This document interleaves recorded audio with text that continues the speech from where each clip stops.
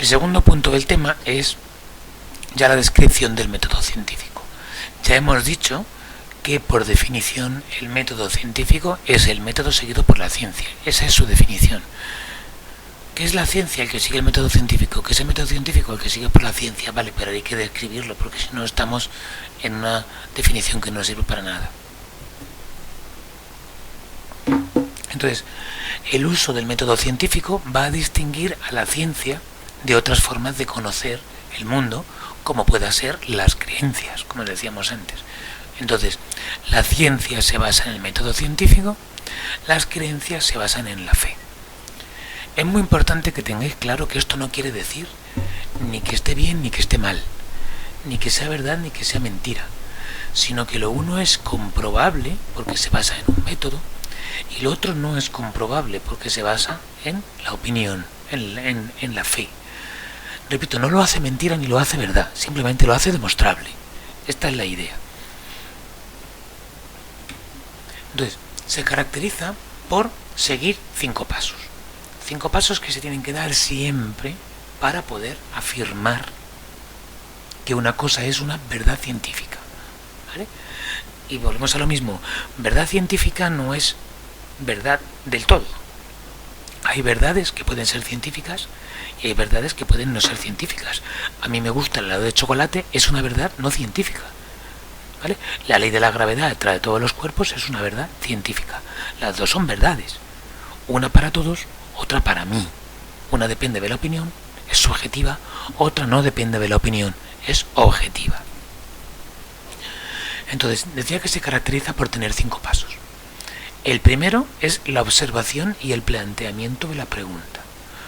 Yo observo la naturaleza, observo los fenómenos que ocurren en mi entorno, fenómenos naturales, y me planteo una pregunta, generalmente ¿por qué ocurre?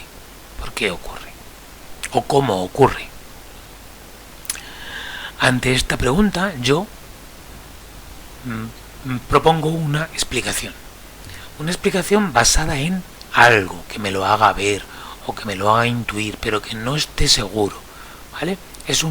A lo mejor es por, ¿vale? Esta propuesta de explicación se llama hipótesis.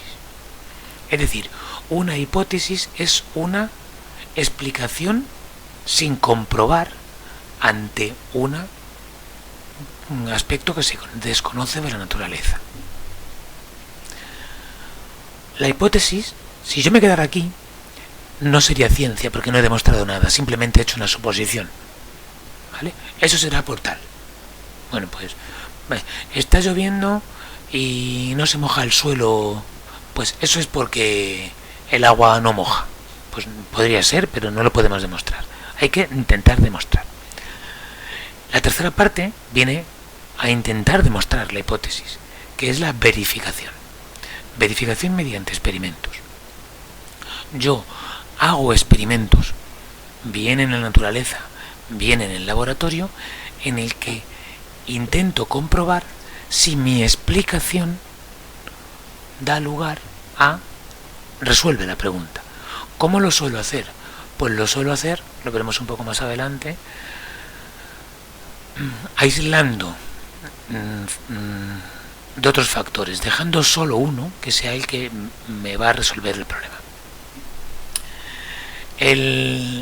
La cuarta es, una vez que he verificado o he intentado la verificación, es obtener conclusiones.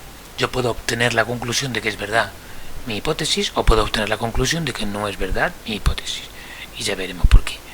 Entonces, en función de las conclusiones, si se demuestra la hipótesis, yo digo que eso es verdad por esa razón y lo llamo teoría. Y una vez que lo he hecho, publico los resultados de los experimentos y de mi propuesta. O sea, publico todo esto, los datos que he observado, la propuesta de hipótesis, el experimento y las conclusiones. Lo publico para que todo el mundo pueda comprobar que no me he basado en suposiciones y en creencias, sino en cosas que se pueden medir o que se pueden comprobar. Entonces, si esta hipótesis explica correctamente la pregunta, si esta hipótesis explica la pregunta, se enuncia una teoría. Y si no, se plantea otra hipótesis y se repite el procedimiento. Aquí lo podemos ver a modo de esquema. observo el fenómeno de interés, el que sea, formulo una hipótesis. ¿Será por tal razón? Hago un experimento. Se comprueba mi hipótesis, es decir, lo que se supone que tiene que salir si mi hipótesis es verdadera, ¿se ha cumplido?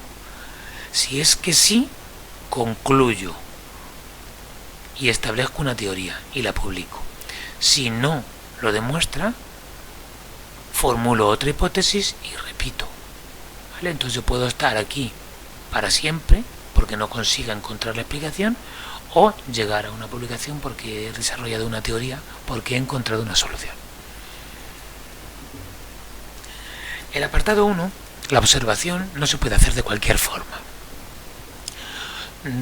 Volvemos a lo mismo, la observación tiene que ser objetiva, ¿vale? La observación es la descripción detallada del fenómeno que queremos explicar. Cuanto más detallado sea la descripción, mejor. Y cuanto más descompongamos lo observado en partes, es decir, cuanto mejor sea el análisis que hagamos, también mejor. Si encima podemos medir, podemos cuantificar, que es como se llama, pues mejor todavía. Entonces tendremos una observación bien hecha, ¿vale? Libre de opinión. El segundo es formulación de la hipótesis. Los datos que yo he obtenido en la observación y en el análisis me pueden dar una idea de por qué. A lo mejor no se me ocurre nada, pues tendré que observar más y mejor, o tendré que estudiar más. Pero si yo tengo una ligera idea, lo que voy a hacer es plantear una hipótesis. Pues este fenómeno ocurre por esta hipótesis. Luego vemos un ejemplo. ¿Cómo tiene que ser la hipótesis? Clara y precisa. No puedo decir a veces o un poco, ¿no? Tiene que ser algo claro y algo preciso. Tengo que intentar dar datos que no puedan ser interpretables, sino exactos. Y además tiene que ser comprobable mediante un experimento. Yo no puedo plantear la hipótesis de que hay un dinosaurio gigante que vive entre la Tierra y la Luna y que escupe fuego y que por eso hay cometas, porque no puedo comprobarlo. Tiene que ser comprobable mediante un experimento. Entonces, la hipótesis, y esta es la parte importante, tiene que permitir hacer predicciones, es decir, anticipar los resultados. Si mi hipótesis es correcta, puedo plantear un ejercicio o un experimento en el que tenga que salir determinada cosa, ¿vale? Si mi hipótesis es correcta y hago esto, tiene que salir esto. Eso es una predicción, ¿vale? Si la predicción es la que yo voy a intentar demostrar en la experimentación. La experimentación es el paso más importante en el método científico porque es el que va a darnos la idea de si estamos en lo correcto o en lo incorrecto, ¿vale? Para que un experimento se pueda hacer depende de que la hipótesis esté bien formulada. Si yo he formulado mal la hipótesis, no voy a poder comprobarlo experimentalmente. Un experimento, por tanto, es la reproducción controlada o la observación controlada del fenómeno que yo quiero estudiar con la intención de comprobar la predicción de las hipótesis. Yo hago una hipótesis y estudio con cuidado un caso particular para ver si se cumple la hipótesis. Repito, luego ponemos un ejemplo y todo se entiende muy bien. Puede ser de dos tipos. Puede ser natural, cuando simplemente se observa el fenómeno tal cual es, ¿vale? Como por ejemplo, observar los eclipses de luna, observar los movimientos de los planetas. Yo no los puedo colocar como quiera para ver qué pasa. Tengo que observar lo que hay, porque no los puedo manipular. Y luego hay otro tipo que es artificial. Yo construyo un modelo, ¿vale?, en el que me quedo con partes importantes y lo hago en el laboratorio. Una vez que hago el experimento, puede pasar dos cosas, ¿vale? Se compara lo que ha salido con lo que la predicción de la hipótesis me decía que tenía que salir. Entonces, si el resultado coincide, se valida la hipótesis, se comprueba la hipótesis. Y si es suficientemente importante, la hipótesis se convierte en una teoría. Es decir, una hipótesis es algo sin comprobar, una teoría es algo comprobado. Por lo que cuando decís es solo una teoría está mal dicho. Una teoría es algo muy potente. Cuando queréis decir, en ese sentido tenéis que decir, es solo una hipótesis, ¿vale? Pero también puede ocurrir que no coincida, ¿vale? Que el resultado de mi experimento no coincida con lo esperable, con lo que la predicción de la hipótesis me decía que iba a ocurrir. Entonces tengo que volverlo a intentar. De dos formas. Si confío en mi hipótesis, intento mejorar el experimento. Si ya lo he hecho varias veces y si ni aún así dejo de confiar en mi hipótesis, pues tendré que cambiar de hipótesis.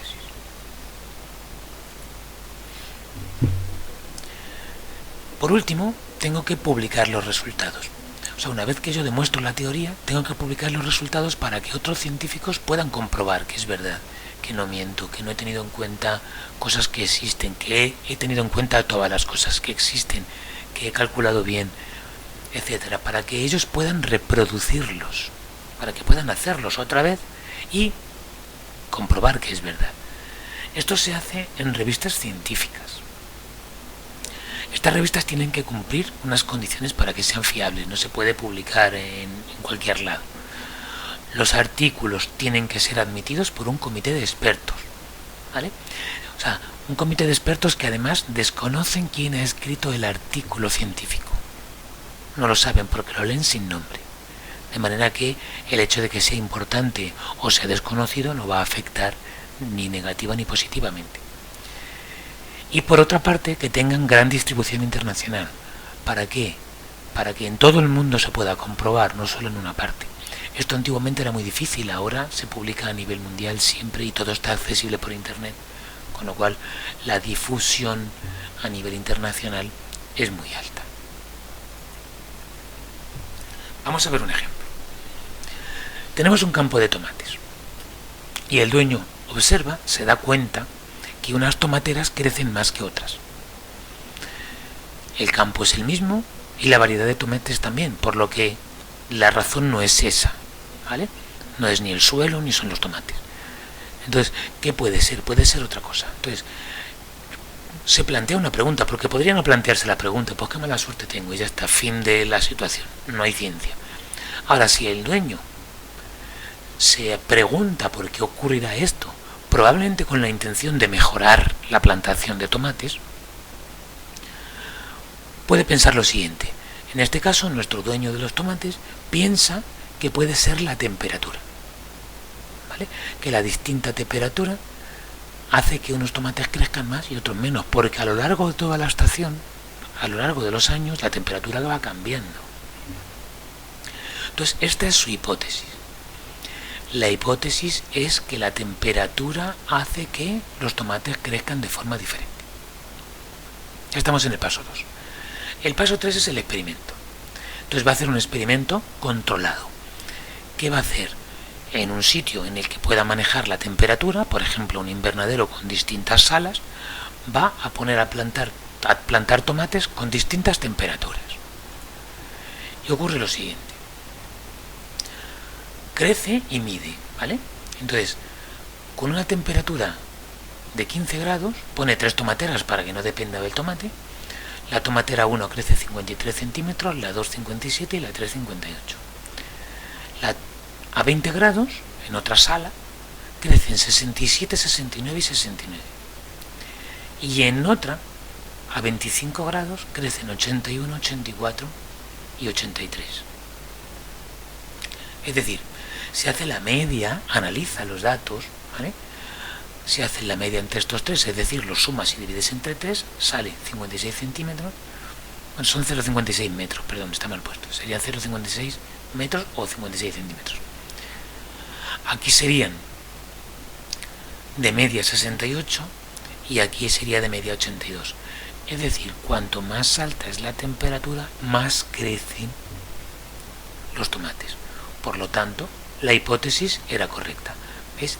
El planteamiento de la hipótesis es comprobable. No ha dicho que son los dioses los que hacen que crezcan más unas que otras o que es el destino, ni los extraterrestres, Dice que es la temperatura la podemos comprobar y plantea el experimento. Por eso sale así. Es decir, nuestra hipótesis era correcta. Entonces podemos hacer una teoría acerca de los tomates crecen más con la temperatura. Y si esto fuera importante, se publicaría en una revista.